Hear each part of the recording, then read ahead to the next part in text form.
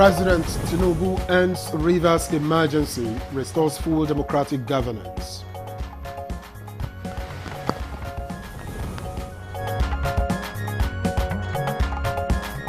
Cholera outbreak claims 85 lives in Sokoto State.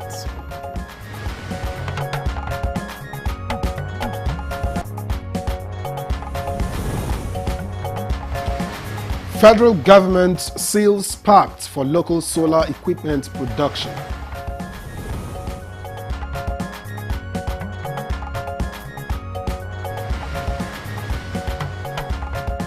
And on Good Morning Nigeria today, our focus is on the return of democratic rule in Rivers State.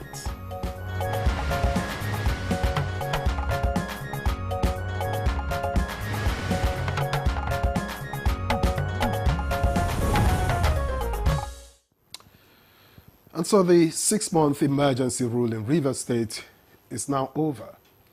Outgoing Rivers State Administrator Ibokete Ibas just addressed the state, explaining that statecraft is not a destination. He added that Rivers State will continue to require vigilance and leadership. A situation triggered last March when President Bola Ahmed Tinubu invoked the Section 305. And this rule led to the suspension of Governor Siminalayi Fubara, his deputy, and the State House of Assembly. Now, this was after a fierce standoff between the executive and the legislature.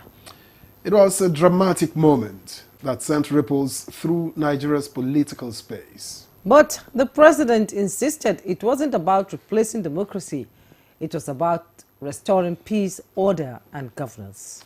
True, and since then, Vice Admiral Ibokete Ibas, retired, has been steering the ship of state as sole administrator.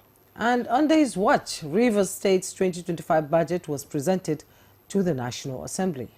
Local government elections were also conducted, and efforts were made to ease tensions and rebuild trust. He even hosted a public lecture on good governance, calling the emergency a hard but necessary lesson. And here we are. The emergency rule has expired after yesterday's announcement by the president. There's an interdenominational Thanksgiving planned in Port Harcourt as well. And all eyes are on Governor Fubara, his deputy, and the State Assembly as they prepare to return to office. Now we have a panel of guests joining us shortly to unpack the return of democratic rule in Rivers State. You're welcome to Good Morning Nigeria. I am Juma Yusuf. Well, thank you very much for joining us, and this is Good Morning Nigeria again. I am Victor Azuchukwu. Okoli Ubaja will be joining us shortly. In the meantime, let's get the latest news from Dennis Adegunloye. Good morning, Dennis. Good morning, Dennis. Good morning, Victor and Jume. Good morning, Nigeria. Here is the morning news. As you've been hearing, President Bola Tinubu has formally ended the state of emergency in Rivers State 6 months after it was imposed to restore peace and order. In a nationwide address, he recalled that on 18th of March 2025, he invoked Section 305 of the Constitution following a total breakdown of governance between Governor Siminalayi Fubara and the State House of Assembly. Rival factions, vandalism of critical economic assets, and an inability to pass a state budget, he said, had paralyzed the government's business despite repeated mediation efforts. Announcing the end of the emergency, he declared that Governor Fubara, Deputy Governor Ngozi Nma-Odu, and members of the State House of Assembly will resume their duties from 18 September 2025. And outgoing River State sole administrator, Vice Admiral Ibokete Ibas, just addressed the state, explaining that statecraft is not a destination. He said River State will continue to require vigilance and leadership.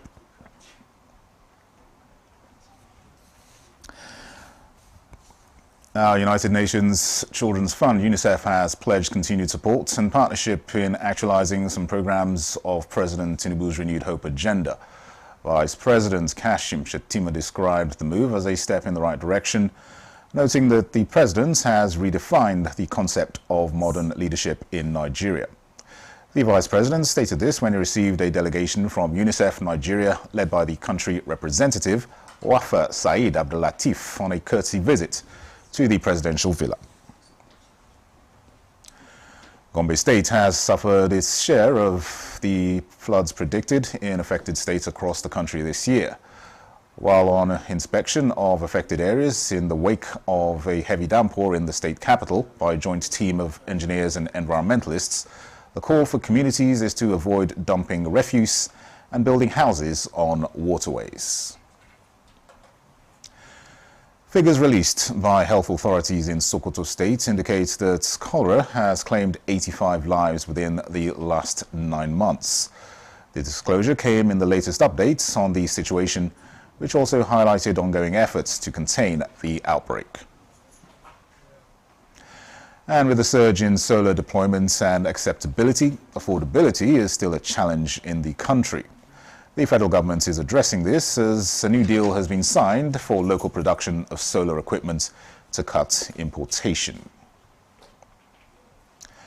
Saudi Arabian authorities have released 3 Nigerian pilgrims who were detained in Jeddah a month ago following their arrest over alleged drug trafficking. This was confirmed at a press briefing in Abuja. And just some news the administrator of the River States, or outgoing administrator of the River States, Rear Admiral Ibok Ibas, says the mandate given to him has been accomplished. He stated this in a state broadcast to conclude the emergency rule imposed by President Bola Tinubu. The sole administrator said law and order has been restored while local government elections were conducted successfully. He said River State requires vigilance, sacrifice and leadership anchored on truth. The essence of this season is that the exercise of power without restraint can cripple institutions, and rivalry without dialogue clearly endangers democracy. Let this chapter therefore stand as a permanent reminder that the health of our polity depends not on who wins or loses, but on how political actors manage their differences and on the strength of the institutions we preserve and the unity we nurture.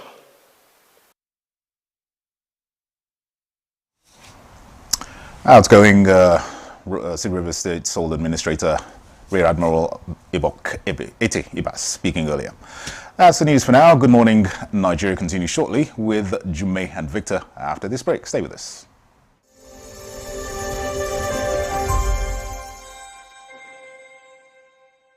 By the special grace of God, I will be turning 65 years old on the 21st September 2025.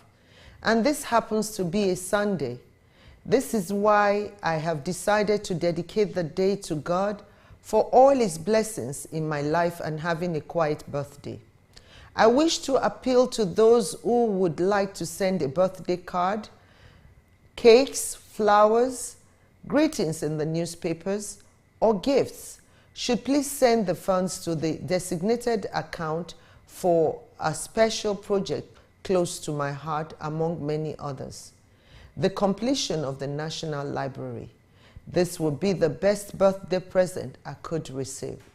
My love for education has informed my decision to dedicate my birthday to this worthy cause. This fund is coordinated by the Federal Ministry of Education under Oluremi at 65 Education Fund, Zenith Bank PLC. Account number is 131-031-4977. Thank you for joining me in this building project. God bless you.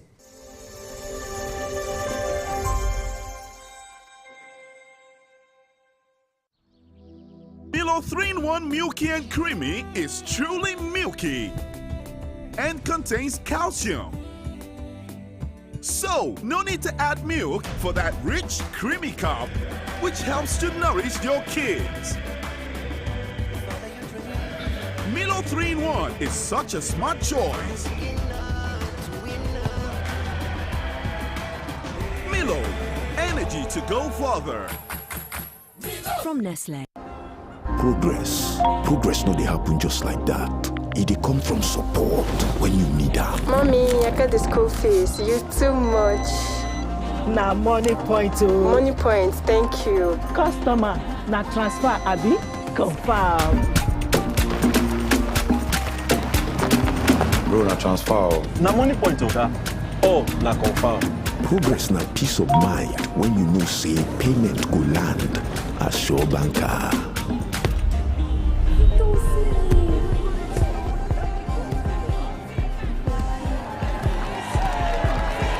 Progress na small wind wey dey carry person go far. No worry, you sef go make am. Mo go buy ball. Victor, even you dey use money point? Of course na, they use money point. Confirm. Money Point, made for your progress.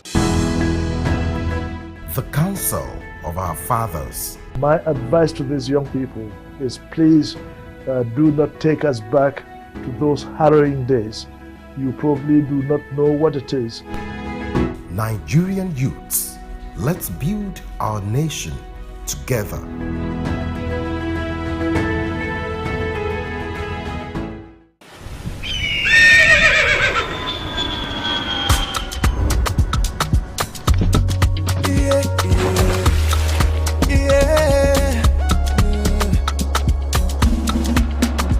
From the Atlantic across the savannah to the Sahara, we rise, a land of the free, we know they tire. We dream great, our spirit is undying. Resilient, rooted like palm tree, we sway in colors, with undying demand, we make solutions, we ignite passion, yeah. Each ethnicity is unique, we are more than just a nation. We are Nigeria, strengthening unity. We know they carry lives. We are Nigeria, together live the dream of a land with great destiny. We are Nigeria. I am the real Nigerian. Brought to you by the National Orientation Agency, NOA.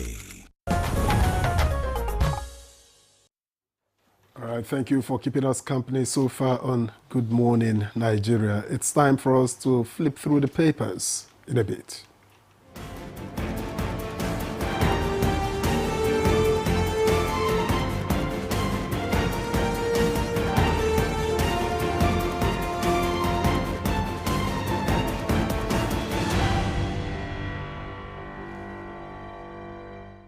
And our newspaper reviewer, Chukudi Okolu Baja, is seated looking sharply this morning.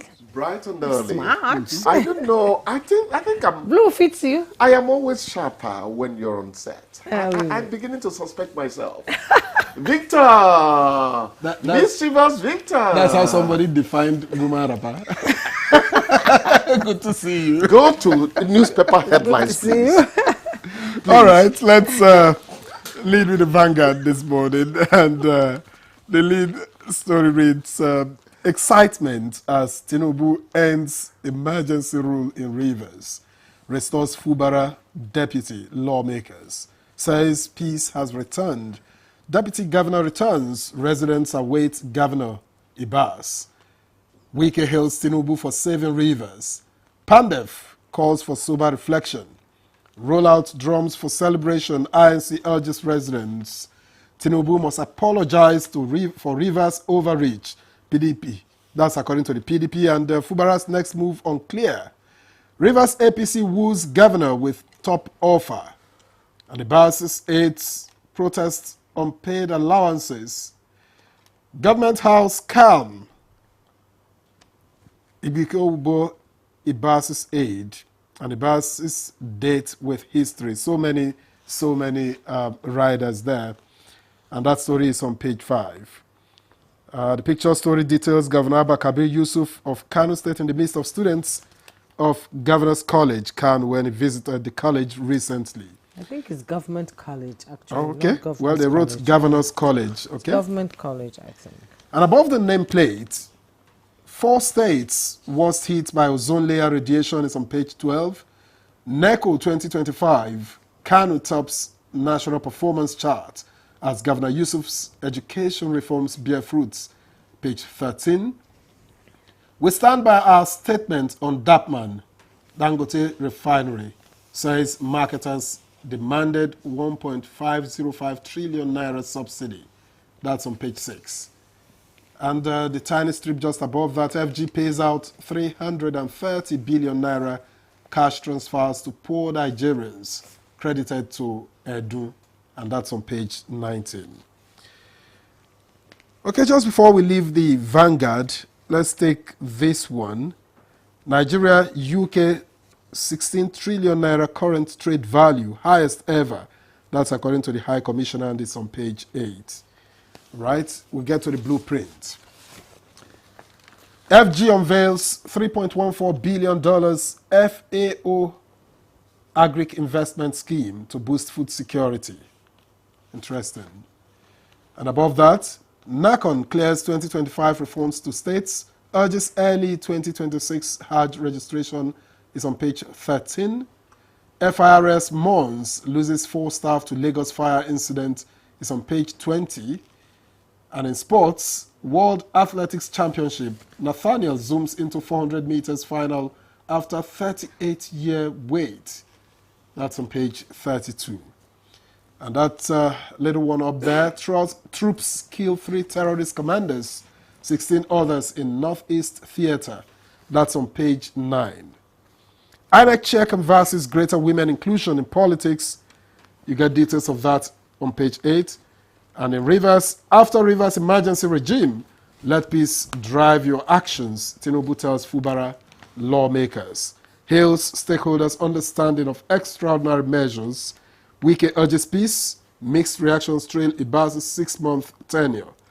And CUPP demands transparency, accountability. You get details of that on page 8. Finally, NECO releases 2025 results. 60.26% make 5 credits in English and mathematics. You get details on page 7. Jumai. Yes, exactly. You've read some of the headlines in the papers you've taken. Let me read the ones that we have here now so Chukudi can respond to them well. Above the masthead of the Leadership newspaper, 2 FIRS assistant directors, 2 managers die in Lagos fire. You find the details on page 25. And just below the masthead, federal government states orders share 2.225 trillion naira August revenue. Details on page 7. Bandits demand schools, hospitals, grazing reserve. That's coming from the Katsina State Governor. You find the details. Government find details on page 4. On the side piece of the picture story, Nigeria reintroduces history as compulsory subject. Details on page 7. Atiku Obi deepen consultations ahead of 2025. Find details on page 33. Anti-graft agency blames Yahoo boys for stricter visa rules on Nigerians. Details on page 7. And Abuja resident doctors strike forces consultants to work 36 hours. You find the details on page 25. Chukudi. Bandits are demanding schools, hospitals, grazing reserve. That's coming from the Katsina government. Well, I don't know why Katsina government is their spokesperson now. I hope it doesn't suggest that we're getting overwhelmed by the activities of bandits on that axis. That would not augur well for protecting the sovereignty of Nigeria, because when you begin to build a college within a college, insurrection is intoned. Well, we don't get to hear kinetic and non-kinetic anymore. At least that English don't come out. Are you sure? You don't they go. Kinetic and non-kinetic. I didn't even know those words until. Anyway, the important thing is peace at the end of the day. I'm not one of those who feel that you must crush the criminals all the time. having capacity to crush criminals is not a walk in the park. It's not. It entails a lot. It does. One of the things that it involves is citizen participation, and that is what is lacking in this war against banditry, insurgency, and all that. The people themselves are not strictly on the side of government, and don't blame them, because what happens is that when they push to support government to quell whatever is coming from these people who engage in nefarious activities, they don't know when troops might be called to another theater of operation and the bandits come to seek revenge. Yeah. That's exactly what is happening. Not that they have become uncommitted Nigerians. No, not at all. We must give it the right reading. It's really unfortunate what's happening in that part of the country. It's very unfortunate. Very. I pray that we eventually are able to solve it whichever way best suggests itself. Fubara's next move unclear. What is unclear about his next move? I wonder. Since they have jawed into not making too much noise anymore, I think that they should continue, in that mood and mode. Because at the end of the day, we've always said that it's the ordinary people of Rivers State who suffer when these two elephants fight. People talk about Fubara and the lawmakers and all that. I don't get to hear from lawmakers. Some week I hear more on their side, and I say, but can the lawmakers speak for themselves? So what I want is let us know the parties to the dispute so they can sit down and really talk one-on-one. Well, we all know that state assemblies, the rubber stamps for somebody. And that's unfortunate. Yeah, but they could talk behind the scene. They don't have to be in our faces. Look, let's talk. Let's engage in straight talk. My people say, person sabi climb well. If ladder no day, rope day. Rope day. Godfatherism is intoned even in the families and all that. Of course. But the point is, you don't come out to the marketplace no, you don't do that. Certain things are done discreetly. Godfatherism, particularly in Africa, where you need loads of money to get into elective positions now, would always be a fact. Let's not deceive ourselves. But the point is, how are you going about it? Fubara, whatever happens, I'm not really on his side, to tell you the truth, because I feel that he made some compromises which he later started paying for. That's my opinion, please. Okay? That is Chukwudi's opinion. Chukwudi's opinion. What we need to do now is you must still make him know he's governor. Yeah. Even as you say, look, these are some of the things we agreed and all that. You must not take away his being a governor from him. Otherwise, that will beget another problem in the days ahead. Exactly. So common sense should please take over. Congratulations to Rivers State, and thank you to Mr. President for being part of the solution. Stepping in and... Exactly. I didn't join people who were saying, why did they send emergency when you hear that pipelines are going up in flames and the place? You make unfortunate incident in Lagos. 2 FRS assistant directors, two managers. Really funereal. Very unfortunate. And also UBS staffers are involved. It's unfortunate. A friend of mine, we were in NBI together, actually sent something saying that UBA people were not affected and all. And I thought they were really at the epicenter of it, till I now found out that first offices were, and I said, oh my God, the morbidity I thought was not going to happen eventually became the case. But it did happen. Even the UBS staff were involved. No, yes, I don't think they had they are. Tony Elbelo had to return. Cut really? his hunger visit short to say, I've not sent a report on death of any UBA staffer. But victims. Whoever died was our fellow man or fellow woman, you know? So the thing is, John Donne, the English poet, will tell you not to send to know for whom the bell tolls. It tolls for thee. People only move ahead of other people. Yeah, we'll all get there. At 6 foot under at the end of the day.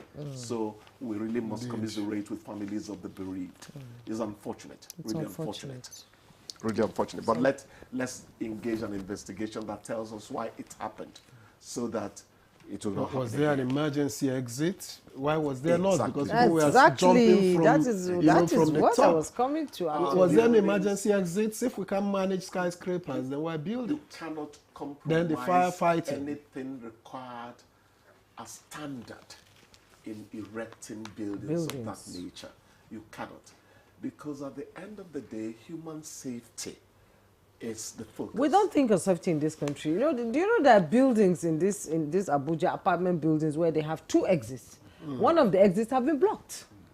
They put things there and just they block it, and then they depend on one exit. You know, we're just not security conscious. It's unfortunate. It's unfortunate. We as a people have proved over and over that we need regular monitoring, regular supervision. We should not be the case. Yes. We should be able to count our teeth with our tongue.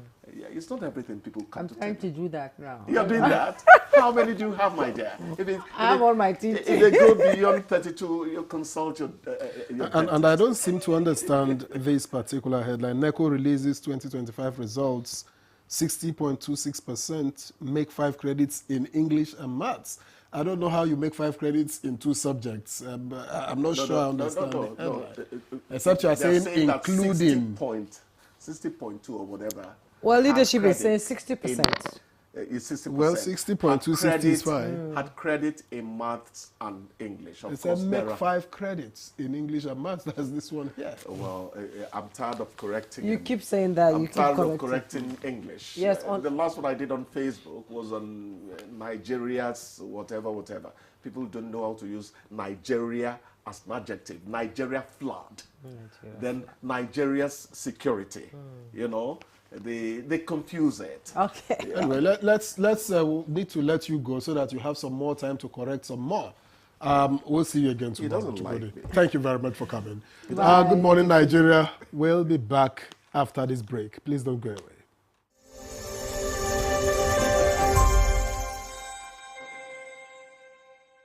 By the special grace of God, I will be turning 65 years old on the 21st September 2025.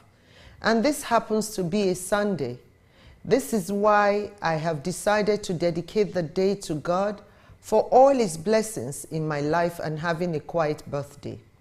I wish to appeal to those who would like to send a birthday card, cakes, flowers, greetings in the newspapers, or gifts. Should please send the funds to the designated account for a special project close to my heart, among many others. The completion of the National Library.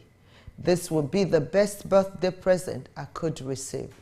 My love for education has informed my decision to dedicate my birthday to this worthy cause. This fund is coordinated by the Federal Ministry of Education under Oluremi at 65 Education Fund, Zenith Bank PLC.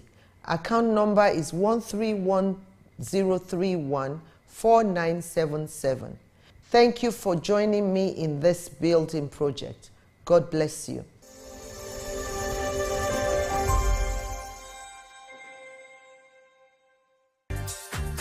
Nivea Black and White Deodorant, now with 72-hour protection. But what does that mean? 3 cities in 3 days and no fear of sweat and odor. 120 dances with skin as smooth as the moves. Sweat, stain and odor protection. Nivea Black and White Deodorant. Skin is for embracing life. Nivea is for skin. Have you been aspiring to be a student of the prestigious Ahmadu Bello University Zaria to no avail? Worry no more, as you can gain entry through NTA Television College Jos, an affiliate of the renowned Ahmadu Bello University Zaria, where eligible candidates with a JAMB admissible scores of not less than 180 and 100 scores, and with 5 credits O-level in social sciences including English and mathematics, can turn their passion in broadcasting to profession by applying for a BSc in mass communication and NBTE approved innovation diploma courses in film and television production, broadcast journalism and television engineering respectively. The college, as a training hub with a pedigree of professionalism in the media space, also offers specialized courses in other related fields. For more information, visit our website at www.ntatvc.edu.ng or contact 08033 834-343 and 08069-809-897. Announcer Management.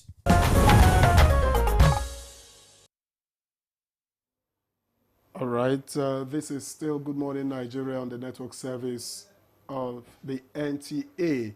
Just before we get into our conversation, let's on the return of democratic rule to Rivers State. Let's join our correspondent, Robinson Derataide, who is in Port Harcourt, to give us an update. Good morning, Robinson.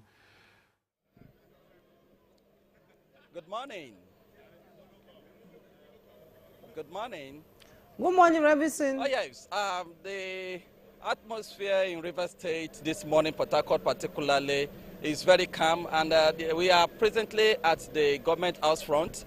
At my left-hand side, a lot of crowd waiting to receive the governor this morning. A lot of people are here, band set, and people who wants to receive the governor amidst celebration.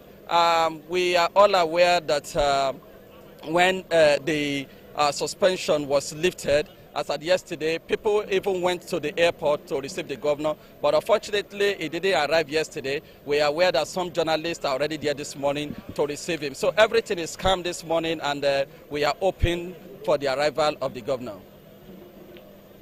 How did the people of Rivers, receive the news that the emergency rule has been lifted? Well, the truth is that the people of Rivers State have been expecting the suspension earlier than now, because I think it was in June when there was a peace brokered by the president between the warring factions, and they were actually thinking that the suspension would have been lifted before now, but the presidency in its own wisdom waited till now before it was lifted. Yesterday when the news broke out that it has been lifted, a lot of people were happy. We went to town to see the way the situation is. A lot of people were happy, and basically their concern is that now that democratic governance will resume, some of the projects, particularly like the Link Road project and the Trans-Calabari project, will resume again. And most importantly is the fact that this emergency rule has been able to broker peace in the state. So it is believed that as the governor and his team will resume, there will be total peace in Rivers State. One more. What is your assessment of the mood between the executive in Rivers, the legislature, and indeed the key players in government? Yeah, even before now, the atmosphere has shown that there is peace among the executive and the legislature. In few occasions, we saw them in some events where they sat together, converse together. So we know that there will be total peace.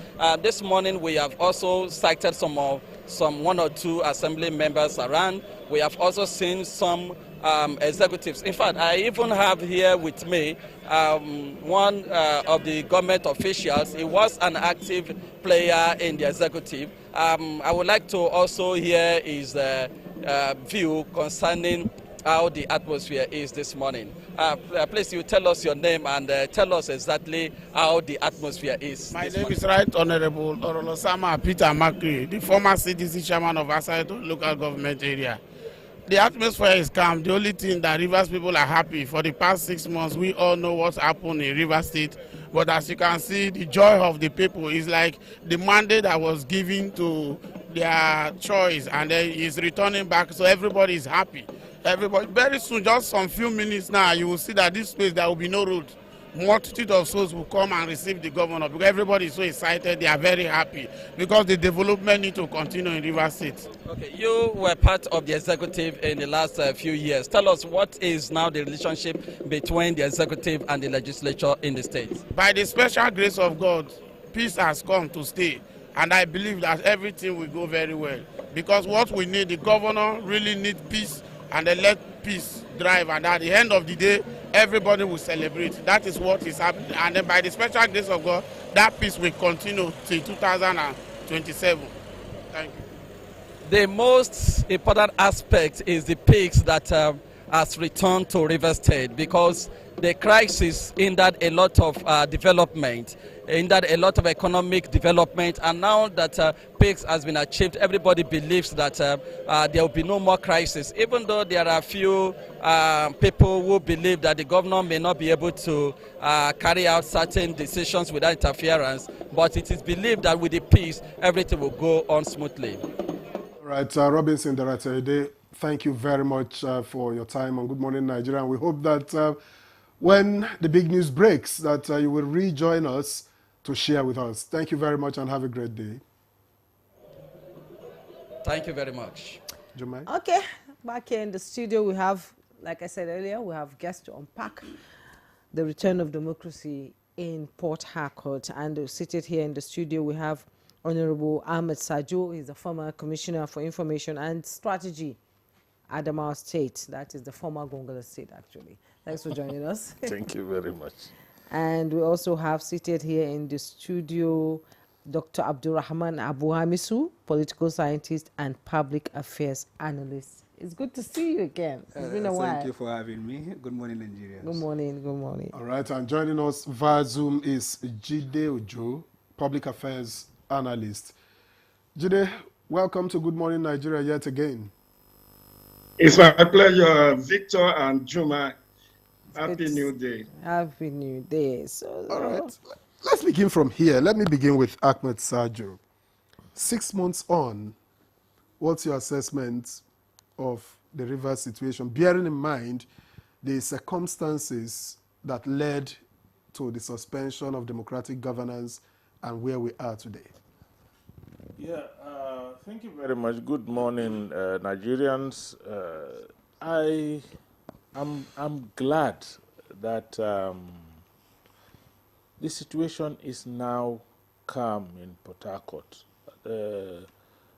6 months before now, there were real crises, misunderstanding among political gladiators in the state, and like we always say, when two elephants fight, it's the grass that suffers. It was the people of Rivers, the governance in Rivers. You remember that it reached a level where state structures were being demolished, where physical structures were being demolished, and to some extent, some economic life wares of not just Rivers but the nation were also being affected. We understand that some oil pipelines were being blown, and it was actually getting out of hand. And somehow, mercifully, when reason refused to take precedence in such a matter, the federal government came in.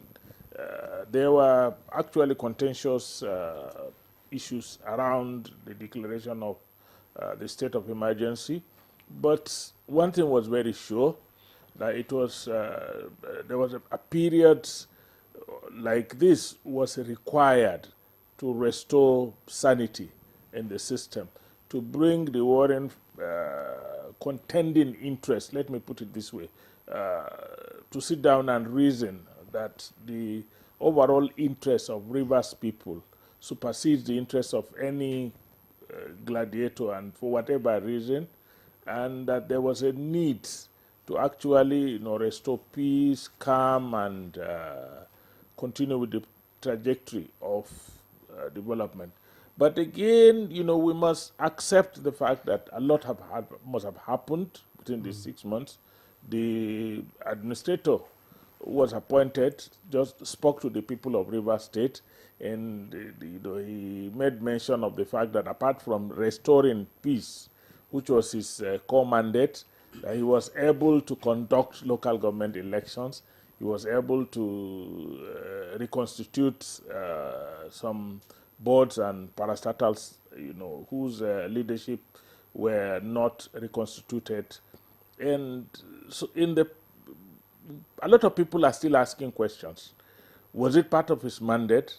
Was it okay for him to have done this? But he has done them, and we hope that all the people that are involved, the local government chairmen and leadership that were elected, the boards that were reconstituted, the structures that he has put in place in the state must come together and work with the governor and display some level of unity within the state so that they can promote the best interests of the state and the people of the state. We're also calling on the legislature. The legislature was divided into two, 4 people on one side and the 27 on the other side. We pray very sincerely that bygones will be bygones. The 4 people will be absorbed into the larger 27 people, and together they will constitute an assembly that will work in the interests of Rivers people, and that they will support the governor so that at the end of the day, let the winners of this in this crisis be the people of Rivers State. Indeed, the winners should be the people of Rivers State. Let me bring in Dr. Hamisu into this conversation. Yesterday, while I was reading the press release by President Tinubu's speech, and there's one aspect I want you to talk about. He said, I'm happy today that from the intelligence available to me, there's a groundswell of a new spirit of understanding, a robust readiness, and potent enthusiasm on the part of all stakeholders in Rivers State for an immediate return to democratic governance. What do you make of that? Well, we pray, as my older brother rightly pointed out, that we've come to the end of this crisis, because if we cast our mind back, the first question we need to ask is, how did we get to where we were before the state of emergency was declared? What led to those issues? I think it was battle for the soul of the state by the political gladiators, which spiraled into the legislature that fragmented them along the 27-4 that he mentioned. And he did say that he hoped that the reconciliation that is being talked about is something that has been achieved. Because wherever there is a perception, not that it exists, there is a perception of injustice, that alone is enough to cause a lot of crisis. Not when some people feel cheated. Even when we're saying that there is a reconciliation, there is peace, there is development, there is this, there is that. So fundamentally, are they reconciled? Yeah, people are enthusiastic in Nigeria that they wanted democracy, and that is why all of the things that happen in Nigeria, Nigerians are swallowing it. You come to agree with me that what has happened under democratic government in Nigeria has never happened under the, military dictatorship. If you talk about abuse of public office, deprivation that goes with that, and a whole lot of things. But the Nigerians stuck with liberal democracy because they wanted their freedom. So people of Rivers State decided to make a lot of sacrifices to ensure that peace returned to Rivers State. Now, if you look at the crisis itself, it's not as if the people of Rivers State are fighting themselves. No, they are fighting based on their political affiliation, depending on where their meal ticket is, lies, and that is the division. So, yeah, the people may be reconciled. The State House of Assembly may be reconciled. If the political gladiators, the godfathers and the godsons are not reconciled, then we have a piece of the graveyard. Beneath the grave, we don't know what is happening. But certainly, at a point, the bubble will burst again. But that is not what we are praying for. We are praying that the genuine reconciliation has been achieved. Because if you look at it, and from what he said, for the sole administrator to conduct local government elections, which faction emerged during the elections? Is it an aggregation of persons that cut across the opposing forces that are fighting, that were harmonized as a position and presented? If yes, then there will be a semblance of peace. But if it disadvantages one group against the other, then it will lead to one thing, what I would choose to call cliquism. There will be clique within the government, because now the larger part of power is with us, so we can do whatever we like. And the other group will not fold their arms. And before you know, the bickering will return. Then before you know again, you start having skirmishes and conflict. And so that is why we're saying that, yeah, from his broadcast is good on the face value. The cameras have taken it. He has praised himself that he has delivered. But again, is this peace sustainable? I think this is what we need to look at. And as he said, I will appeal to everybody, especially the governor, because it takes humility to return back to government after he was removed the way he was removed. And it takes the love for his people to do that. So I want to urge him to continue on that trajectory, because if his concern is about the love of River State and the love for the people of River State, he should be able to take a lot of things and then be able to pilot the affairs of the people and get the best for the people that he said is fighting for. I think for me, this is the way forward. All right, thank you very much. The way forward, Dr. Abdurrahman Abu Hamisu. Now let me get to Jide Ojo. Now, Jide, what's your reading of the situation on ground in River State as at this morning, and what are your expectations? Thank you, Victor. Well, the people of River State are happy that the democratic institutions have been restored. But most importantly is, like my colleague in the studio have said, have we learned any lesson? Because in all of this, it's been more than 2 years of political crisis in Rivers. This whole crisis blew out in October of 2023. And in the fullness of time, if we look at from that October 2023 to September 2025, there has not been serious governance in River State. And I want anybody to contradict me on that. How many laws have been passed by the River State House of Assembly? How many bills have been processed? Is it when you have a faction of 4 that the governor is working with and discountenancing the 27 that you want to talk about passing bill or motion or resolution? So more or less, the bird has been flying with a wing in Rivers in the last 2 years. But I just hope that the gladiators will pity the good people of River State. There are 23 local governments in River State. It's one of the largest states in Nigeria. It's also the treasure base of Nigeria, in case we do not, many do not know. This is where oil and gas that funds our budgets is sourced from. It's one of the 9 Niger Delta states where we source our crude oil, our gas, and it brought billions of dollars into the coffers of federal government to operate its budget. So Rivers is not just about Rivers people, it's also about the country, Nigeria. And I will just appeal to the gladiators, because another election is due in less than 1 year.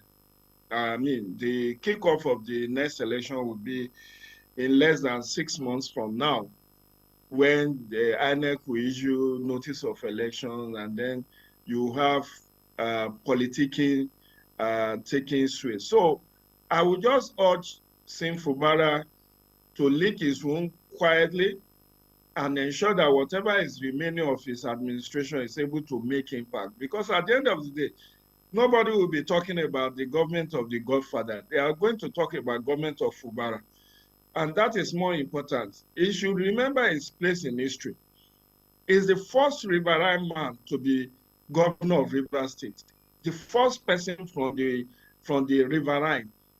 All the previous governors, from what I learned, has been from the upland, the Kwere people and all of that. But as a man of destiny, who fate and providence smiled on to make him the governor from the Riverine, which has cried of marginalization hitherto, he needs to remind himself of his position in history. Now he went into this battle with a gun battle with a kitchen knife, and he has had his ego bruised. So the best thing now is to just lick his wound privately. He should learn his proper lesson, work with the Legislative Assembly to deliver good governance and maintain peace in Rivers State. Today, you have a lot of workshops, conferences coming to Rivers State because there is peace. Remember, over this issue of sole administratorship, the NBA Nigeria Bar Association conference that should have been held in Port Harcourt was relocated to Enugu. That is a huge, colossal economic loss to the people of Rivers State, because if that NBA conference has held, look at the hospitality business, what they will have gained. There will be thousands of lawyers who will need accommodation, who will buy souvenir, who will patronize so many businesses, small and medium businesses. So the state as hemorrhage has lost hugely from this political crisis, which was needless in the first place. And my own appeal is that whether it's the godfather or godson, it's not the first time this is happening. It's not the first state where state of emergency has been imposed, even though this was the biggest of all state of emergency where democratic institutions were suspended. We know that even in the Bay State, as we speak, to the best of my knowledge, state of emergency has not been lifted in Borno, Yobe, and Adamawa since 2014. But then, democratic institutions were not suspended in those states. Over 10 years of state of emergency. So it's just that it's unfortunate that democratic institutions were suspended. And in all of this, I also pity the deputy governor, a professor, an academic giant, who, for no fault of ours now, suffers vicariously. Nobody is even talking about Professor Ngozi, who is the deputy governor. Because no one has blamed her for anything, but she has to suffer collateral damage. But I'm happy that this is all over now. The most important thing is to continue with the peace building effort to ensure that they put the past behind them. The sun is still, the sun in the sky is still enough to dry the clothes. They should not just focus on the next election, but on the next generation of Rivers people who have been shortchanged in the last 2 years. Let them work for peace. Let them swallow their pride. It's not just the governor, even the assembly. INEC is also needed to conduct by-election into the constituency where a member of the Rivers State Assembly had died over 2 years ago. It's all this crisis that has not enabled INEC to conduct that by-election to fill that vacant position. Because there are 32 members State Assembly, only 31 has been working by and large in the last 2 years. So INEC will still have to conduct a by-election into the office where one of the members had died. And that is why it's important for INEC to also take up that responsibility urgently so that they can have proper representation in the State Assembly. So it's not just the governor or the deputy governor, it's also the assembly who has also been very intransigent and was hell-bent on removing the governor, which also precipitated this state of emergency, because as at the time the governor was suspended, the assembly was suspended in March, the governor has tried to even represent the 2025 budget. If you recall, on 2 occasions, he had tried to represent the 2025 budget in line with what Supreme Court decided. But the assembly were not receptive. They were not willing to host the governor. So if we are to blame anybody, the blame can go around both the assembly members and the governor and then the godfather. But the most important thing is that I hope proper lessons have been learned. A lot of losses that have been incurred, economic, political losses and all of that. So let's put that behind us. A government will continue, a government exists in continuum. So I want all them not to be blinded by the politics of succession. Who is going to get tickets? Who is going to win in 2027? Because that's the irony. You can see that even the campaign for 2027 has begun in earnest. So this is not the time to engage in needless campaign. This is the time to focus on good governance to make sure that the people of the Rivers State are compensated for the enormous time that have been lost on ensuring that they receive the democracy dividends. Okay, thank you so much, Jide Ojo, for your opening comments there. You've raised some pertinent questions, and we are returning to Port Harcourt now, where Robinson Derrida is waiting. Robinson, if you can hear me. Okay, it's like you've changed location. Yes, I can hear you, please. Yeah, you've changed location. You're in the middle of the town, I can see. So, what's happening in town now? Yes, I've changed location. I'm now at Ikwere Road. Ikwere Road is a popular area in the city of Port Harcourt where we have a lot of businesses and transporters. I changed location so that I will be able to give you situation report in the city. As I speak to you, everything is moving on well. If you look down there, you will see a lot of vehicles and some businesses around. Everybody is calm. And of course, you will realize that in the last 6 months of the emergency rule, the whole thing had serious impact on businesses. A lot of offices, a lot of events that should have held in the state were unable to hold because of the emergency rule. But now that it has been suspended, there is this joy in the heart of business owners and also everybody in the city that democratic governance has returned and businesses will move on well again. The wish of the people is that these peaks that has been achieved in Rivers State will continue. That whatever that will cause fraction or friction between the two warring factions will not occur again. We believe that after today, we will have good report of good relationship between the two factions. Basically, Rivers people are happy, everything is moving on well. Robinson, at what time do you anticipate that Governor Fubara will return or be at the government house? From the feelers we are hearing, before 10 o'clock, he should arrive because journalists in government house have gone to the airport to receive him. So we believe that as soon as he arrives at the airport, he will be heading straight to the government house. A lot of people are in government house. In fact, that time we return back to government house, I'm sure everywhere will be filled up.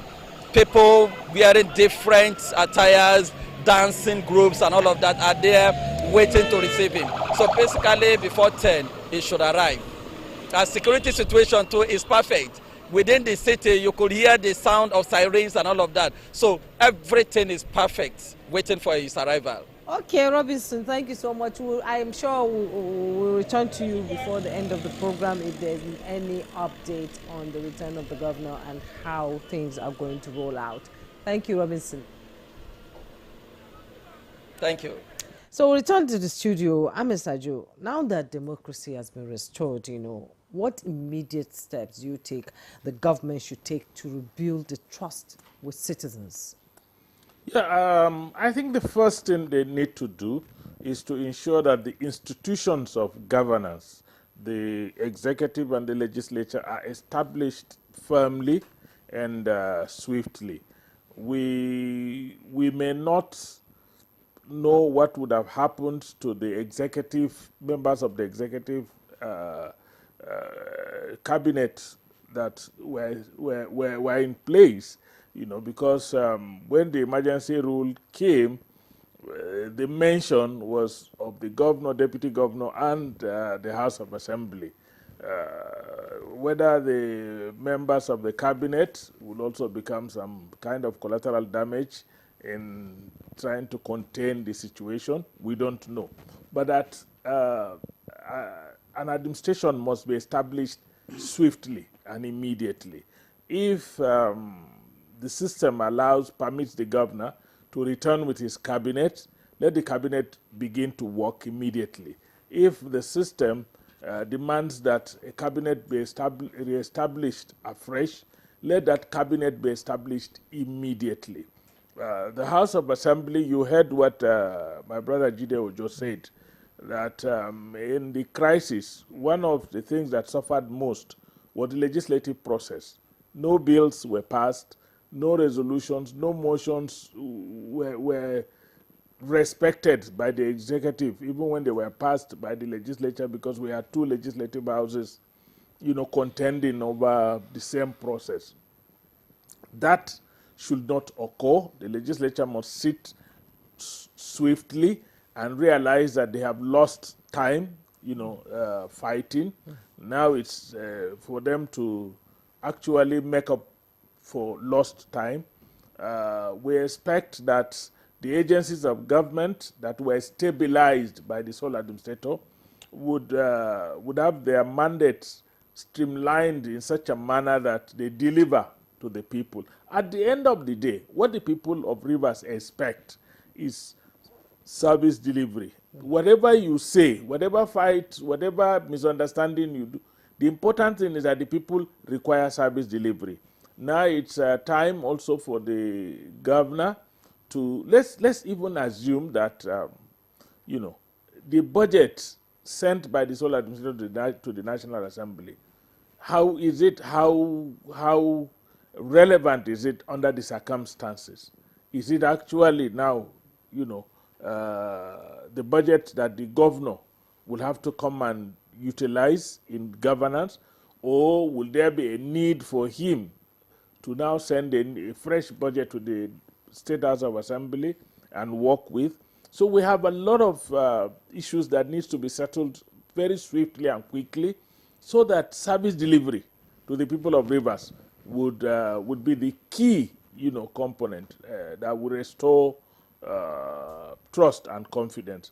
Then again, the governor in particular must be careful of some advisors who may encourage him to still be combative.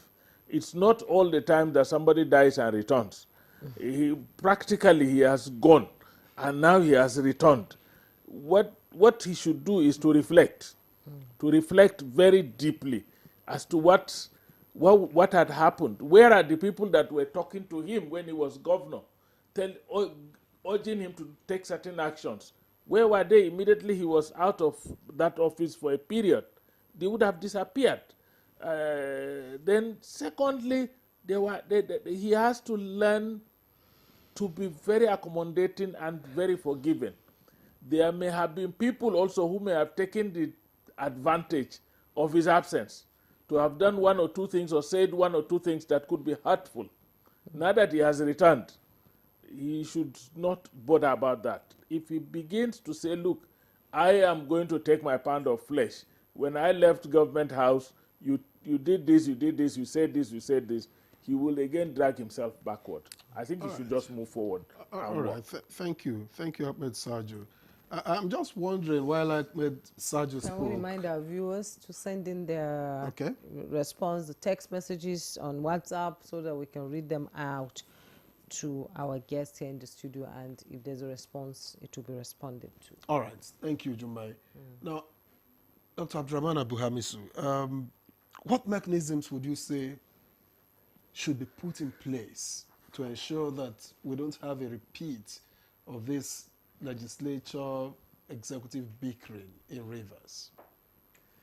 Well, it all depends on the character of politics in every state.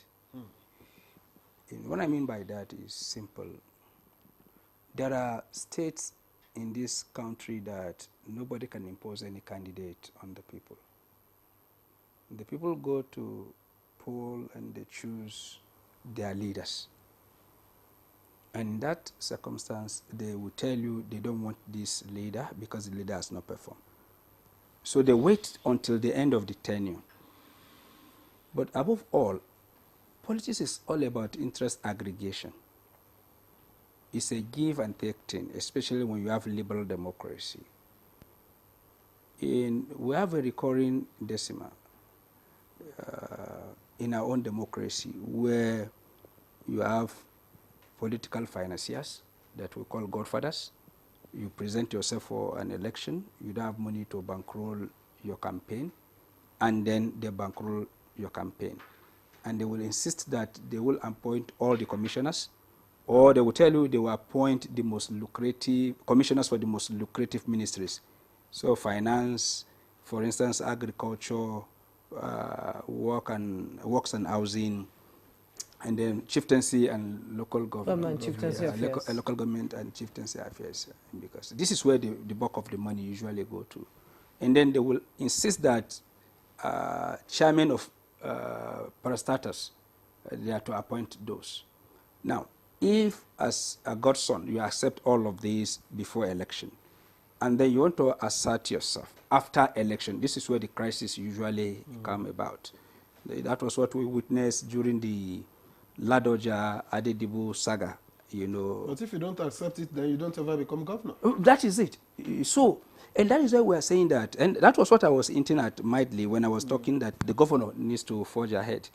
If he accept to return, right? Because left to me, if really he was fighting to assert himself with what has happened, and that was why I said, except if the interests were well aggregated. So, for instance, his men are part of the new local government chairmen that have emerged. But if the entire local government has been handed over to the other faction, so what is he coming to do? Is either he's coming to mark time, and as my older brother say, and just pilot the affairs of the state till the end of your tenure. If you are returned, fine. If you are not returned, fine. Because by our elections and the way we do our things, local government play crucial roles. And now if your men are not there, who are the people that are going to nominate you in the next election? Who will campaign for you? Who will do this? Who will do that? It means you are already disadvantaged. And then if you come back again and say you want to reassert yourself, it means we are going back to what? Square one. So if you've accepted a position, right, it's either you are able to really navigate the entire situation in such a way that you will not cause some level of storm in the state that would have led to crisis. I give example. I was discussing with my other brother before we get to. Oshomole found himself in the same situation, but his own was a bit mild, because he was not under the influence of any godfather, but he has a godfather to contend with. And when he took over government in Edo State, he was in a very disadvantaged position. The odds were stacked against him. So what did he do? He started depleting the ranks of the PDP, the State House of Assembly, to the extent that ACN became the majority. And from that, he was able to have a grip around the state, and he was able to introduce the changes that people want to see. So in Fubara's case, he was not really in charge as at the time he picked up the fight with his benefactor, and that was what affected him. And what happened in Rivers State, if you look at it critically, yeah, the president had to play a role. And which is the role? The role was to arrest the situation. Now, in trying to arrest the situation, who is further disadvantaged and who is advantaged? And then, in that context, who is willing to make the desired sacrifice to say, despite my disadvantaged position, despite I'm not treated fairly, I cannot sacrifice the blood of the people of Rivers. I cannot sacrifice the peace that is needed in Rivers, and then I will do the best I could to salvage the situation so that at the end of it all, he has, at a point in Lagos State, when Raji Fashola was the governor, his second tenure, it was speculated that there were some persons that were against him.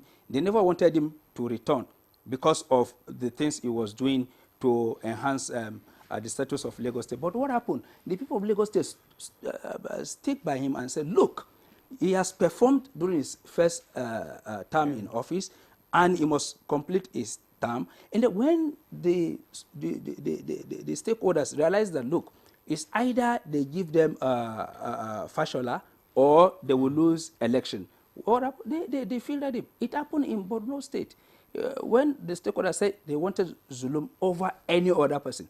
And then the elites were forced to accept Zulum as their candidate because the people wanted him. So if Fubara can reinvent himself, he doesn't need to fight anybody. Let his work speak for him, and then he will have the chance to represent himself. But if you want to go the way of fighting again, as we all agreed, it is Rivers State that will suffer. And I believe in the mantra of former President Goodluck Jonathan that no blood of individual is worth my ambition. So I think for me, that is the starting point. All over the nation, we should place peace, tranquility, and the well-being of our people over our own ambition. Indeed, the people matter. Yeah. Yeah, the lives of the people matter. We have some, before I go to Jide Ojo, we have some questions, the contributions that came in from our listeners and watchers this morning. Jack Abba from Makudi said, lessons seem to have been learned by the executive and the legislatures. Let the reconciliation be permanent. And in LMA Port Harcourt, Chris Inze said this message. Good morning. As a resident of Rivers State, we thank God for the peaceful atmosphere today. We're enjoying peace and unity in Rivers State, and we thank President Tinubu for restoring peace, not minding outsiders trying to play politics with the process. Now, Jide Ojo, I'm coming to you.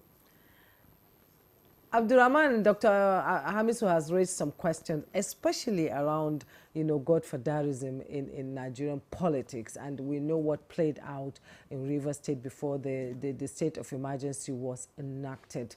And now Fubara is coming back as governor. Let's talk about the apparatus of states that he should expect from, because he said the local government election took place while he was not in office, and maybe he has some boys there, maybe he doesn't. How is he going to go about, giving the dividends of democracy to the people of Rivers now?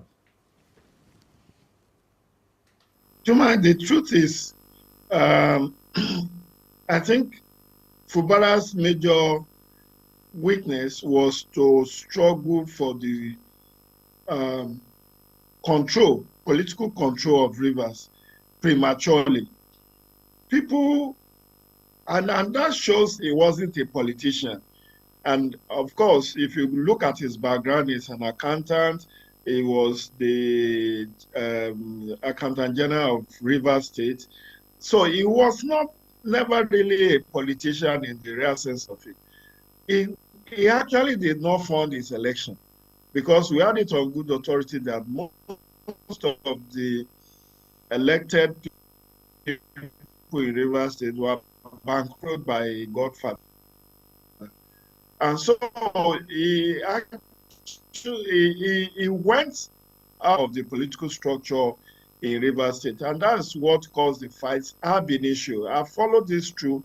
I've written about this in my column in the Punch newspaper. And I said, if you recall, way back in October 2023, the idea of impeachment, which was moved initially, was to checkmate him from taking certain actions and decisions, one of which is to seize the control of the local government structure.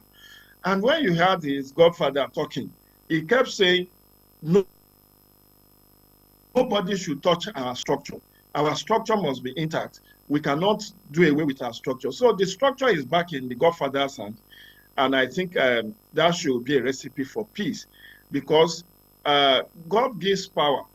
It has pleased God and providence to make Fubara the first governor from the Riverine area of Rivers State. And he should understand his role in destiny, that even against all laws, he emerged as the governor, because he wasn't even in the equation ab initio. But the godfather zeroed on him because he felt he's a lawyer and honest aide. And over and above those who are angling for that position, he chose him.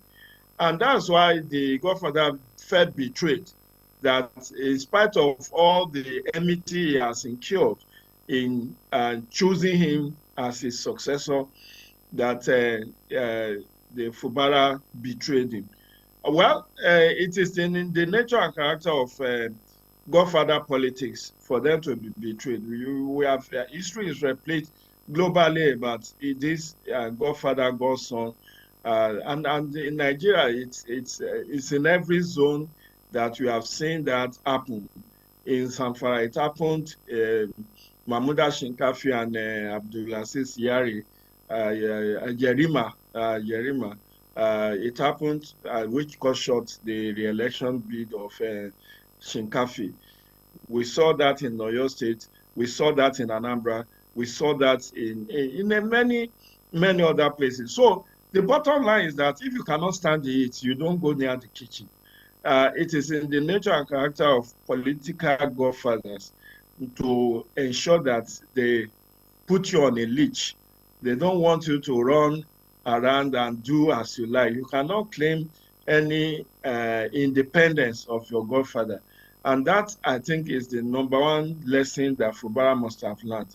So if he behaves himself and he ensures that he endears himself to the people of Rivers State, perhaps the scenario that was painted by my brother, Abdul Amisu, in the studio, will replay, where it will be the people of Rivers State that will even demand that Fubara should come back. Because even 1 year, you can do a lot within 1 year.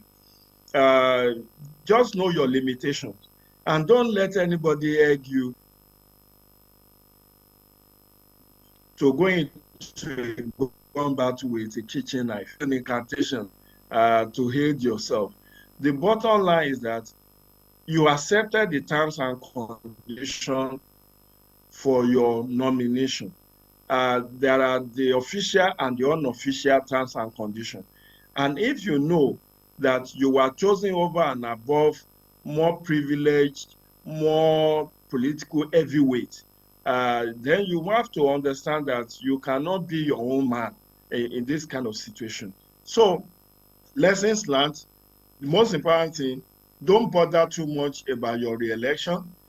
Just do what the people need.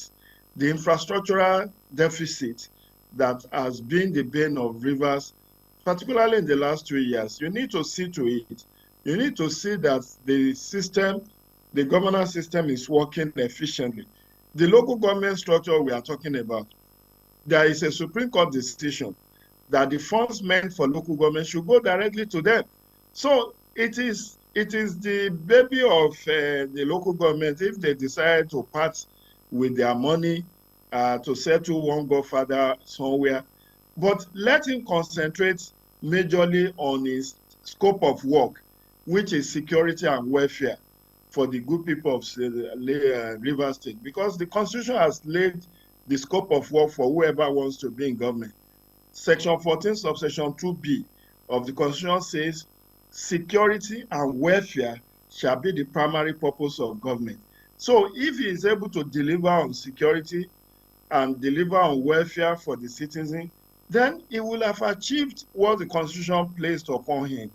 And he cannot do that alone. He needs to work harmoniously with the assembly.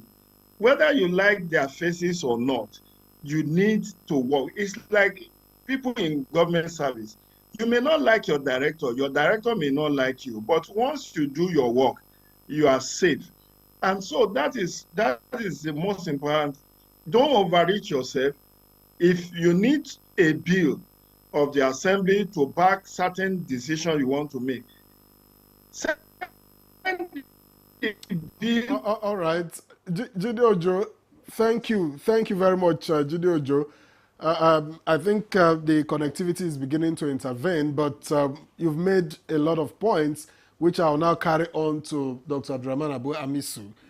And I'm thinking, let's talk a bit about the House of Assembly itself. How should the House of Assembly now conduct itself, after 1 year of after about 6 months of emergency rule, and before then, the crisis that made it difficult for them to function? How should they rebuild trust and legitimacy in the service of Rivers people? I think this is very key. I think it's one of the key areas that we've been overlooking. You see, the issue of legislation is not about personal interest. Legislators are being weaponized in Nigeria to chase the interests of the godfathers, because they realize that that is where the control lies. They are the people that can impeach the governor, that can... one of the things that my brother Jide Ojo is forgetting to bring to perspective when he's making his comment is the fact that the fight between godfathers and godsons has to do with performance and non-performance. Because two things usually happen.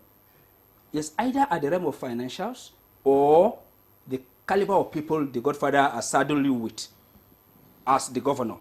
Because as it is often said, the bulk of the whole thing is on the governor's table. So if you are not performing, I can't discipline you, I can't remove you because the Godfather brought you. And then the underperformance rub off on our government. Then it becomes a failure of our government. And I dare not touch you because the Godfather wants you there. The second issue is, how much do I need to service the Godfather? In terms of the allocation that is coming to what extent? Yes, to what extent. And how much do I need to service the interests of the people? Now, where the fight usually erupts is when the Godfather is overtly too greedy. To the extent that there are times that a governor will be required that, okay, any contract that is more than 50 million, he cannot sign it as the governor. He can't give it to anybody he feels will perform. He must give it to the person that the Godfather has nominated, or he can't sign it. How can I be governor? I'm accountable for all the billions that are entering the state, and then by law, I am not restricted, but somebody is restricting me. Then how will that rub off on my image and the kind of performance I want to deliver so that people will know? So in other places, it's not as if Godfathers are not being settled or that they are not oiling their political machineries, but the balance between the welfare of the people and then what they need to service the structures. Because the kind of democracy we practice is not like the democracy of NEPU, where individuals are required to pay subscription fee, registration fee, weekly dues, monthly dues. That is how NEPU was able to raise money. But in this, our own liberal democracy, you don't do anything for free. You always request that you be paid. So the State House of Assembly has a critical role to play in ensuring that this peace is sustainable. And what will they do? They should be able to convince everybody that they are for Rivers people, and that the interest of the people of Rivers State is paramount. Indeed. And is not negotiable, and that they should refuse to be weaponized by anybody. They are old enough. I wonder, as people that have attained 40, 30, 50 years, that somebody somewhere is controlling you, and that you can't even reason to balance between what the people want and the individual interest of the person that is using you to fight. In that situation, you are no longer in control of yourself. You are fighting another person's war, which is not even good for their own image, and it is not good for Rivers State. So going forward, they must be able to convince everybody, including the governor, that whatever they are doing it in good faith for the interests of people of Rivers State, not for their own personal interests. Or okay, those Dr. Hamisu, thank you so much. I hear that our other guest, Ankyo Briggs, a human rights activist, is joining us now. If you can hear us well, how would you sort of describe the experience of Rivers State under 6 months of emergency rule, in your opinion, as a human rights activist?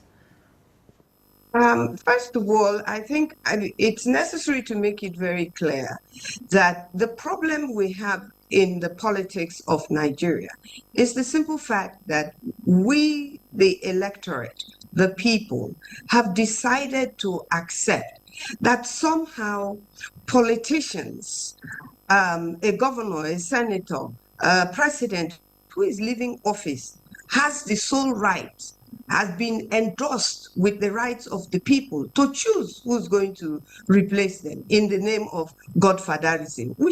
I do not accept the issue of godfatherism.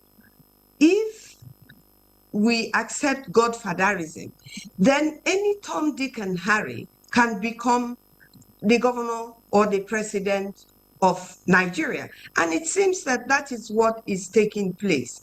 In Rivers State, there was no issue before the suspension of the governor, apart from the fact that the governor and the former governor, the FCT minister, who seems to be holding two positions, the political leader, as it is claimed, of Rivers State, and whomever he claims he has chosen to govern Rivers State. Therefore, it seems like he is having a third tenure. He cannot, and let me also make this clear, in Rivers State politics, people outside of Rivers State may not appreciate this or understand this. We have a political dichotomy in Rivers State. And that political dichotomy is upland and riverine. So when an upland person, Dr. Peter Odili, Rotimi Amechi, and Nyesom Wike became the governor of Rivers State back to back, they did not become governors all on their own. People voted for them. It's not only their ethnic nationality or the region they come, the dichotomy they come from. The riverine people had to have voted for them to also become governors of Rivers State. For 24 years, the governance of Rivers State has been upland, 16 years to the Ikwere ethnic nationality. This is the truth of what is happening in Rivers State. So when Simila Efobra or any other riverine man or woman becomes the governor in Rivers State, it is not a favor by the outgoing governor. There is no way to express this than the way that I have expressed it now. Now, coming to what transpired in 2023, whatever arrangement that Simila Efobra may have gone into with the Federal Capital Territory Minister, it's not binding on the people of Rivers State. It's not binding on me. It's not binding on the electorate. It is binding one to the other, which is the governor of Rivers State and the former governor of Rivers State. Now, Nyesom Wike governed. Nobody interfered with him. Nobody, absolutely nobody. I, that I'm speaking now, was in support of him throughout his 8-year tenure. So the fact that he chose to support a riverine man is a right for Rivers people and the riverine people in particular in this instance. So if it therefore means that he must tell the governor what to do, which is godfatherism, I disagree. And that is what has brought us to where we are today, because you hear the people who support the former governor of Rivers State. No, there is nothing like supporting the former governor of Rivers State. Because I think let's say we've moved past all of these. We are now trying to build peace for the people of Rivers, which you are speaking passionately about. And so I'm asking, what is the way forward? How do we make progress after the 6 months of suspending the executive and the legislature and key players? How do we make progress from here? Well, I am not a politician, but I am an individual that has a right to know what politicians are doing in my name. I don't have to agree with what they are doing if it's not in the interest of the people and the state of Rivers State. Now, the way forward, I mean, look, what is the way forward? That Fubara should agree to whatever he has agreed to, whether it is in the interest of Rivers people or is not in the interest of Rivers people. He was suspended.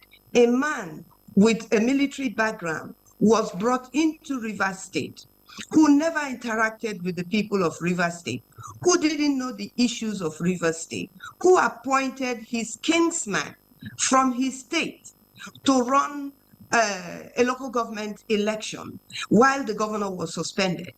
Every project that Governor Simila Efobra started was kept on hold.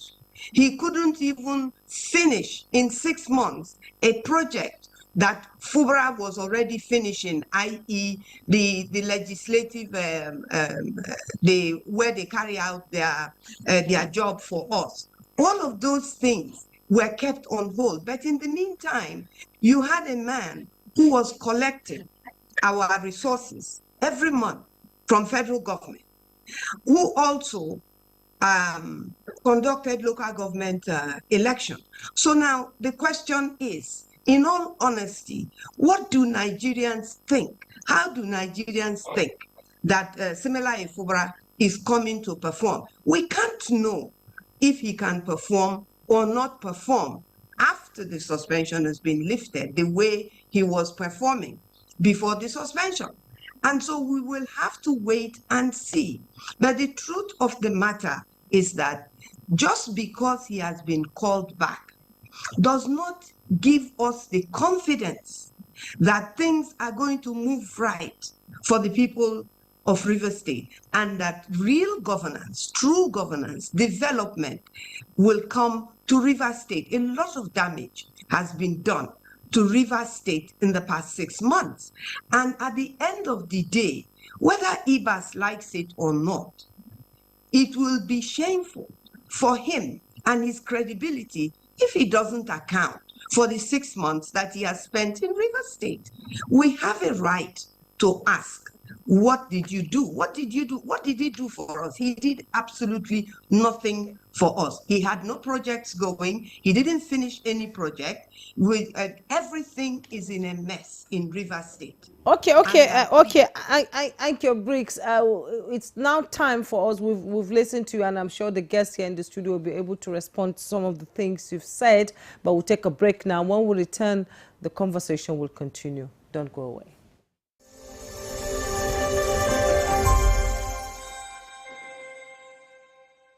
By the special grace of God, I will be turning 65 years old on the 21st September 2025. And this happens to be a Sunday. This is why I have decided to dedicate the day to God for all his blessings in my life and having a quiet birthday. I wish to appeal to those who would like to send a birthday card, cakes, flowers, greetings in the newspapers, or gifts, should please send the funds to the designated account for a special project close to my heart, among many others. The completion of the National Library. This would be the best birthday present I could receive. My love for education has informed my decision to dedicate my birthday to this worthy cause. This fund is coordinated by the Federal Ministry of Education under Oluremi at 65 Education Fund, Zenith Bank PLC. Account number is 131-031-4977. Thank you for joining me in this building project. God bless you.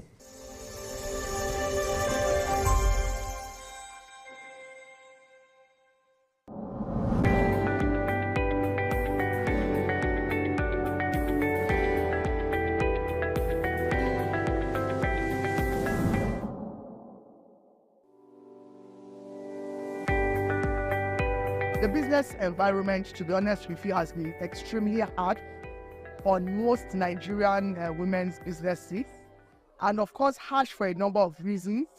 There is no way you would increase or move subsidy and increase the price of fuel that it doesn't have the counter effect. It has been very challenging for so many women. I know that a lot of them have cried in one way or the other to us to find ways of intervening. But that is not to say that it is all doom and gloom.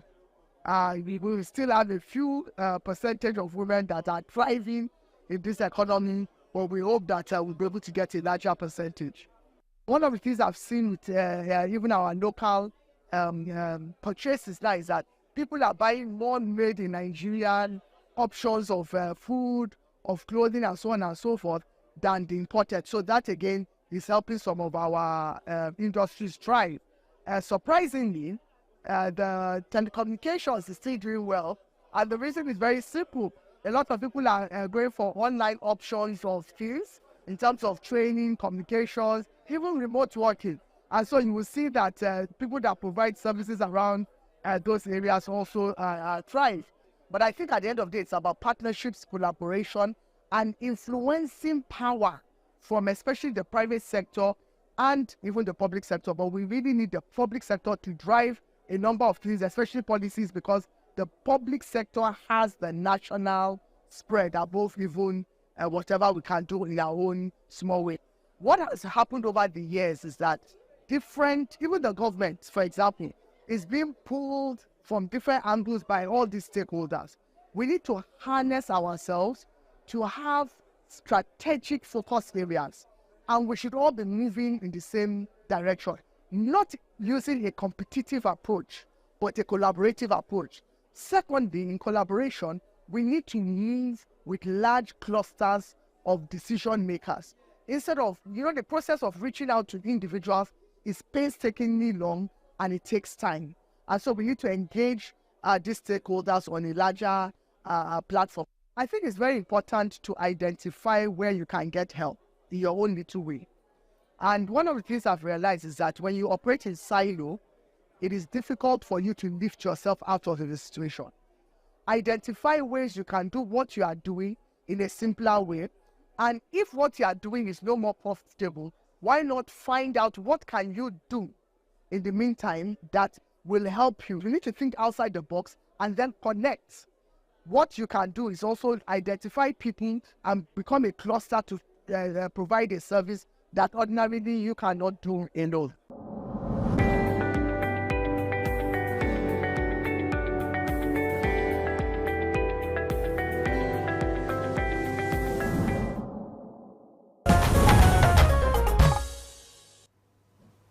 Thank you very much for staying with us. This is still Good Morning Nigeria here on the network service of the NTA, and we've been discussing the return of democratic rule or democratic governance in Rivers State with our guests. And let me get back to Jide Ojo. Let me head back to Jide Ojo, who has joined us via Zoom. Now, Jide, Anchor-BRICS raised a number of issues. How do we factor some of these issues in to the peace building as we move ahead with democratic governance in Rivers? The first thing would be to foster a win-win situation. What precipitated the state of emergency was the attempt by the 27 members of the State House of Assembly to impeach the governor. And that will have to be a forgotten issue for now. Because I don't think any of them will want to say after 6 months of suspension, they want to impeach the governor now. So with that out of the way, the most important thing now is to foster good governance. It cannot be overemphasized that there has not been serious governance in the last 2 years in Rivers State. Governor Fubara barely enjoyed up to 3 months of peace in the last 2.5 years. So it needs to double down. But in doubling down on the infrastructural deficit, on insecurity, it needs to carry the critical stakeholders along. Governors, you may blame the sole administrator for all you can. The man was bogged down with a lot of bureaucratic bottlenecks. There was no loyalty to him. He couldn't operate a budget because he has to submit the budget to the National Assembly, who took their time. I think the budget was eventually passed around August or July or August. And so he has a 6-month mandate. What can he do?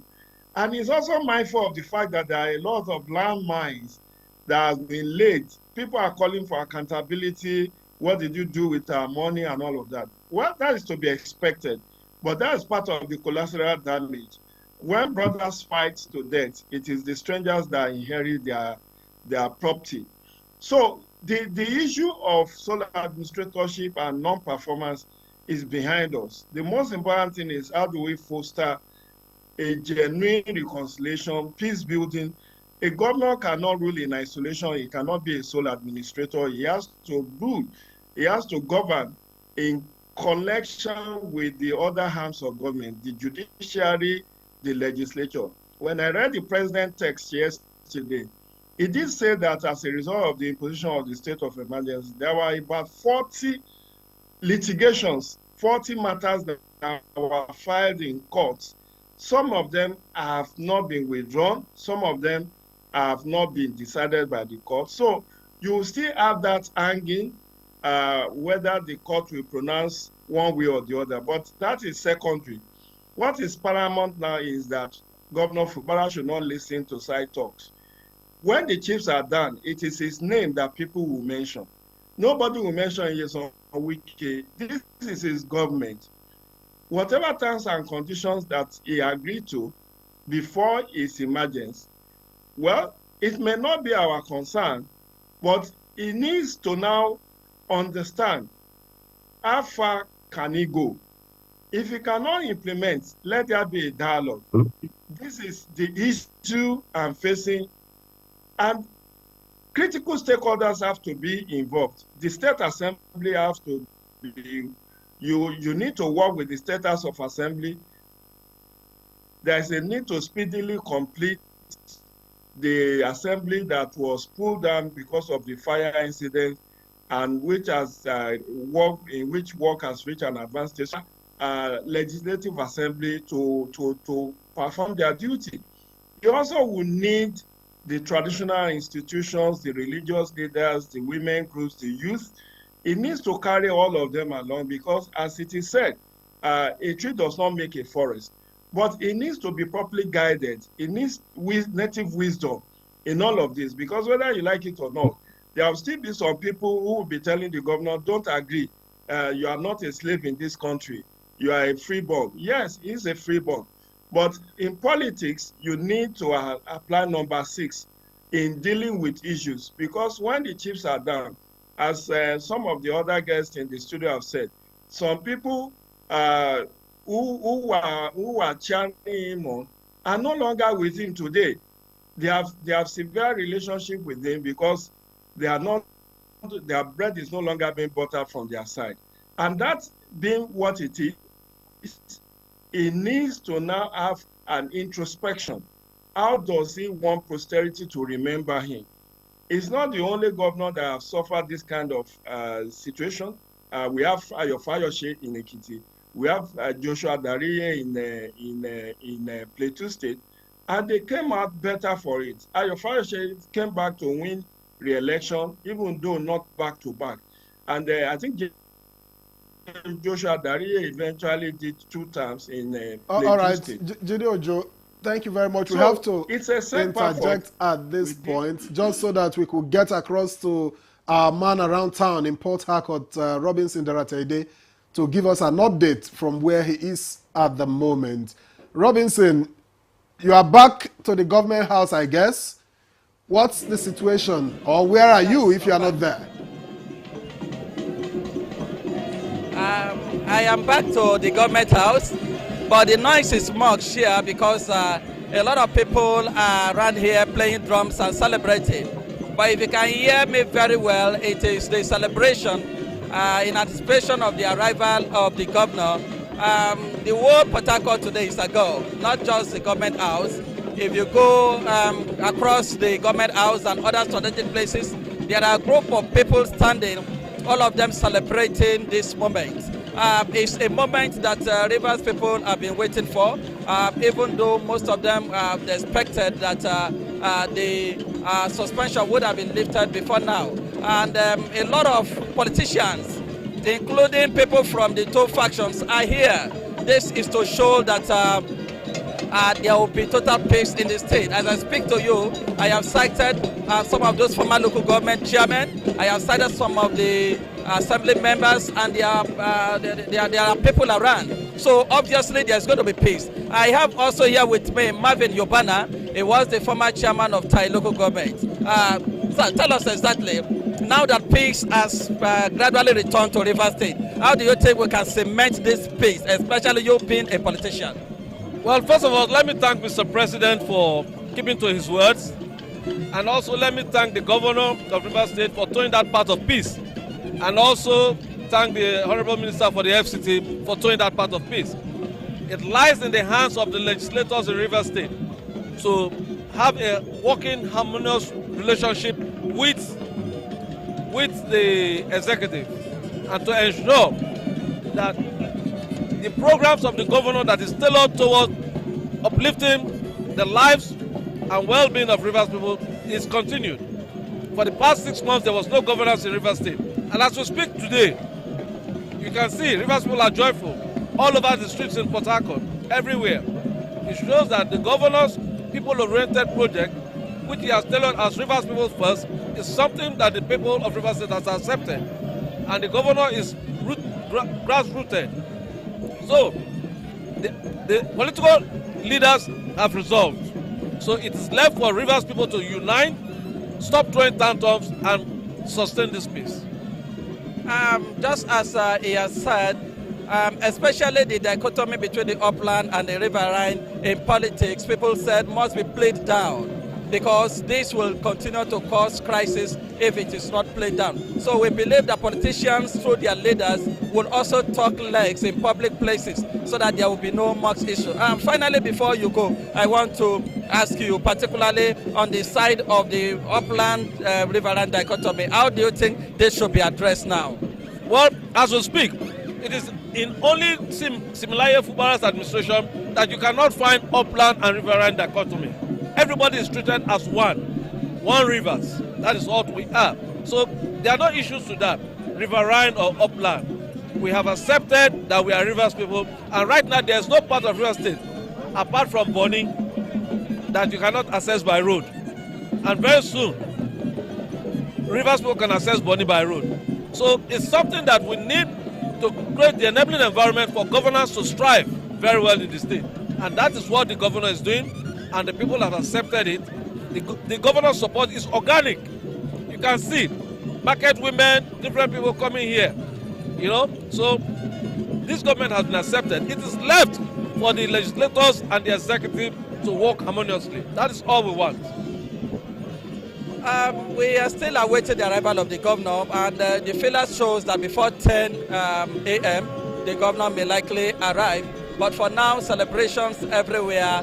People are waiting for his arrival, and I'm sure that his arrival will be covered so that the whole Nigerians will see how beautiful they welcome, they back the governor of Rivers State.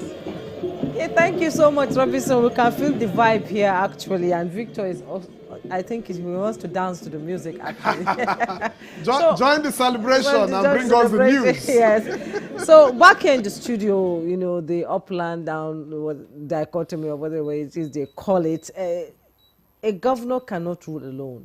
He needs the people to move with him at the same time. So now, what role should traditional rulers and community leaders play in preventing political crises like this in the future, especially in Rivers State? You want me to be honest with you? Yes, absolutely. There's no role. Why? Because the structures of governance are the key players in this process.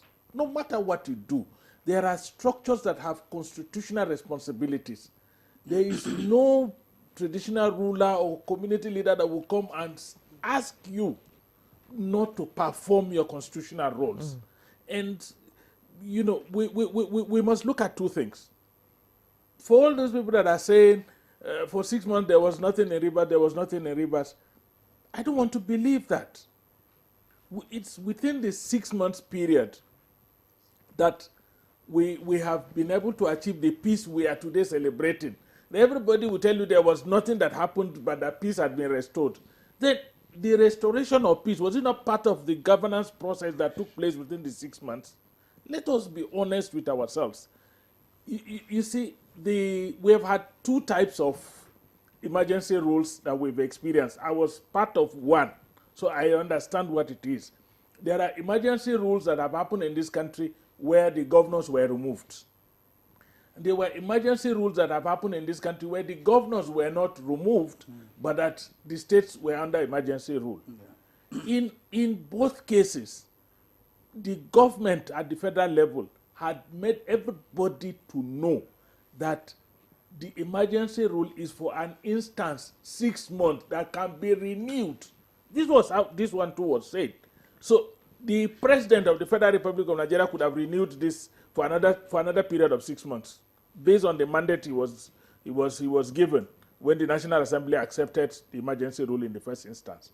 So if the situation had not abated to a level where we now have peace restored in Rivers, yesterday the story would have been different. All right. Then, but let me come to where. Just in a moment, because we are going. Yes, we are closing shortly. But let me come to one thing that is very key.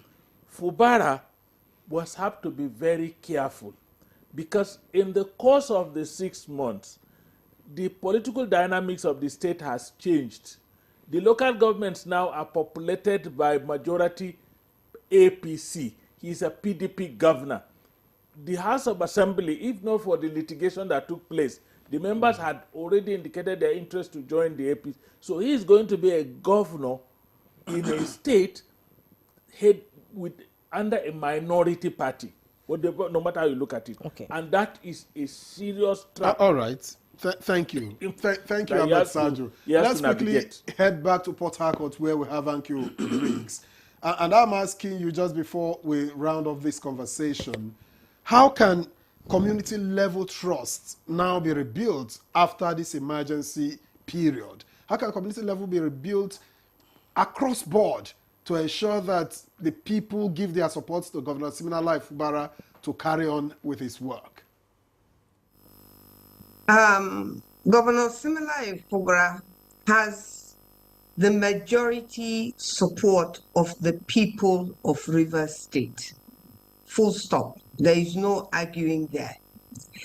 The people that are in support of the FCT minister, a PDP former governor now working with an APC government, but is still in PDP, does not need to have supporters while we have a government in place. Yes, he played a role in picking Siminalayi Fubara. No one has ever denied him that. What it is that the role he wants to play moving forward as an FCT minister and also as a politician in Rivers State is not for him to govern Rivers State. And there has to come a time when some of us would have said all that needs to be said about the positions we have taken in our state, not the political interests of either APC or PDP or any politician in or out of Rivers State, but in the interest of the state and the people of the state. To say that Fubara should conduct himself according to whatever terms he has been given will not be in the interest of Rivers people. And one thing I do know is that when you have taken a position, like someone like me, when I have taken a position and the majority seems not to be with that position, you have to accept it, fold your hands and just watch. And in the future, just say, I told you so.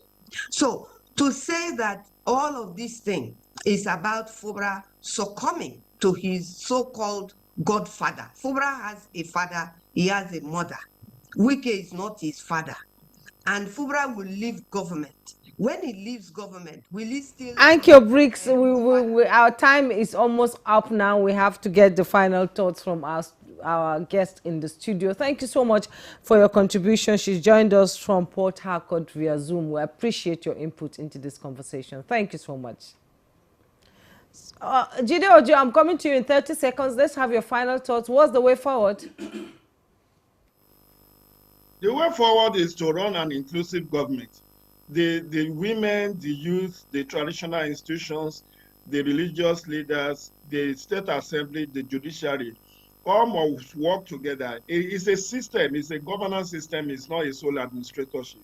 So Governor Fubara would do well to carry all the critical stakeholders along if he wants to succeed. And that, for me, is the pathway to peace. Jide Ojo is joined us via Zoom. He's a public affairs analyst. We appreciate you as always. My pleasure. Dr. Hamisu, your final words. So for me, if I were Fubara, there will be one thing that will guide whatever I'm going to do, the decision I will take going forward. And that is that the resources of Rivers State must be used for the interest of the people of Rivers State. Whatever structure that will constrain me, it's either that structure will give way or I will give way. Because at the end of it all, it is my government. All right. Thank you. And Ahmed Sajo, final word in 10 seconds. The final word is that the people of Rivers State expect service and that the leadership, whatever their political affiliation, whatever their interest, must subsume it to the greater interest of the people of Rivers. Well, I'm sure more failures will be coming from Rivers State as the day goes on when the governor finally arrives Government House. Thank you so much for watching Good Morning Nigeria today. I am Jumbo Yusuf. Well, not before we thank... Well, yeah, I was rushing looking at time. Actually, Dr. Abdurrahman Habu Amisu, political scientist and public affairs analyst, thank you so much for coming. And Honorable Ahmed Sajo, former Commissioner for Information and Strategy, Adamawa State, thank you so much for coming. Thank you. The My producer pleasure, keeps always. saying, time is up, so our time is All up. right. Thanks for watching. You are Jumai Yusuf. I am. And I am Victor Azu. We'll Azu. see you again tomorrow. Bye-bye.